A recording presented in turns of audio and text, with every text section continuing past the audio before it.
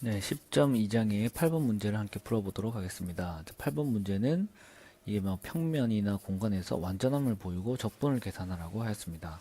완전함이라고 하는 거는 저희가 어떻게 정의를 했죠? 이게 만약에 완전하다면 컬 F가 0이 돼야 된다고 그랬죠? 그렇죠? 그럼 얘가 F1, 얘가 F2, 저기 F3이 됩니다. 이렇게 적혀 있고 컬 F로 구해보면 이제 IJK 방향 도함수 방향을 나타내는 벡터, 두 번째는 미분값 X, Y, G에 대한 미분값, 그리고 컬에 대한 원소들이 들어오죠. 이제 이 컬을 풀면 이렇게 되고 얘가 0이 돼야 된다 그랬죠. 그럼 각각의 원소가 0, 0, 0이 돼야 되죠.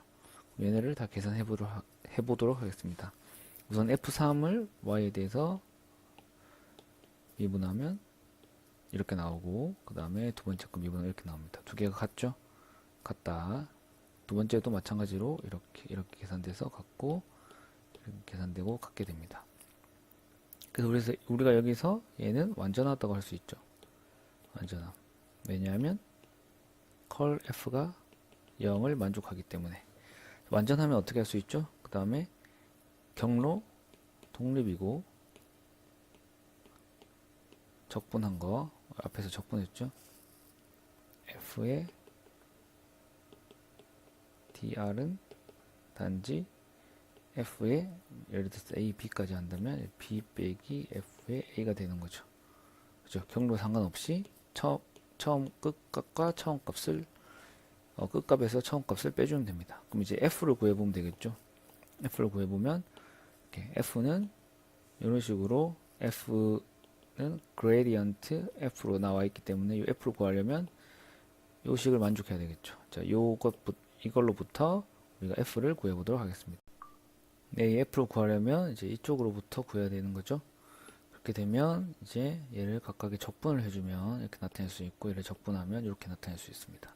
그럼 F는 F1을 넣어서 이렇게 코사인 YZ를 X에 대해서 적분을 해주면 변수가 없죠. 그냥 X만 앞으로 나오고 C가 상수가 나오죠. 하지만 우리는 X에 대해서 적분했기 때문에 C는 Y와 G에 대한 변수가 있을 수가 있습니다. 그래서 그것을 확인해 줘야 됩니다. 첫 번째와 두 번째 확인을 해 주는데요.